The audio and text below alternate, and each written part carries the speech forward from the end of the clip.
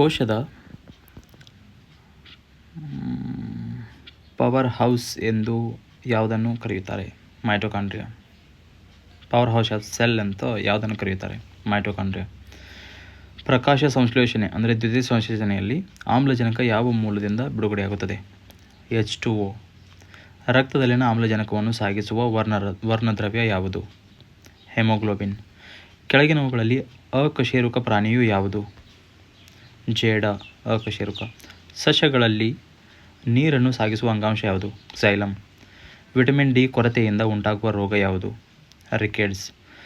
ಮಾನವನ ದೇಹದಲ್ಲಿರುವ ಅತಿ ದೊಡ್ಡ ಅಂಗ ಯಾವುದು? ಚರ್ಮ. ಆಹಾರ ಸರಪಳಿಯ ಮೊದಲ ಹಂತ ಯಾವುದು?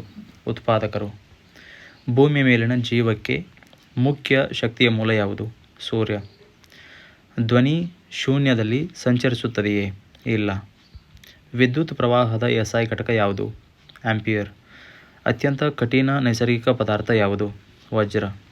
ಕಬ್ಬಿಣಕ್ಕೆ ತುಕ್ಕು ಹಿಡಿಯಲು ಮುಖ್ಯವಾಗಿ ಬೇಕಾಗಿರುವುದು ಯಾವುದು? ಆಮ್ಲಜನಕ ಪ್ಲಸ್ ನೀರು. ನೀರಿನ ರಾಸಾಯನಿಕ ಸೂತ್ರ ಯಾವುದು? H2O. ಸಸ್ಯಗಳಲ್ಲಿ ಆಹಾರ ತಯಾರಾಗುವ ಮುಖ್ಯ ಅಂಗ ಯಾವುದು? ಎಲೆ.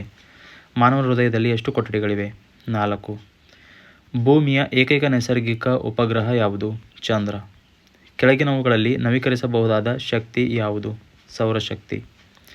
ಜೀರ್ಣಕ್ರಿಯೆ ಮುಖ್ಯವಾಗಿ ಪ್ರಾರಂಭವಾಗುವ ಸ್ಥಳ ಯಾವುದು? ಬಾಯಿ.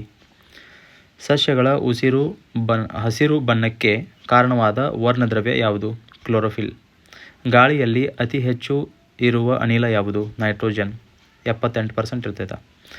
ರಕ್ತವನ್ನು ಶೋಧಿಸಿ ಮೂತ್ರವನ್ನು ರೂಪಿಸುವ ಪ್ರಮುಖ ಅಂಗ ಯಾವುದು?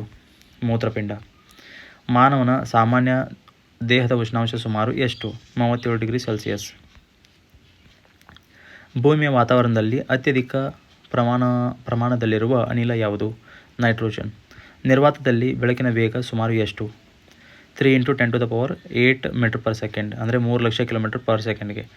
DNA ಪೂರ್ಣ ರೂಪ ಯಾವುದು? ಡಿಆಕ್ಸಿರೈಬೋನ್ಯೂಕ್ಲಿಕ್ ಆಸಿಡ್. ಮಾನವನ ದೇಹದಲ್ಲಿರುವ ಅತಿ ದೊಡ್ಡ ಗ್ರಂಥಿ ಯಾವುದು? ಯಕೃತ.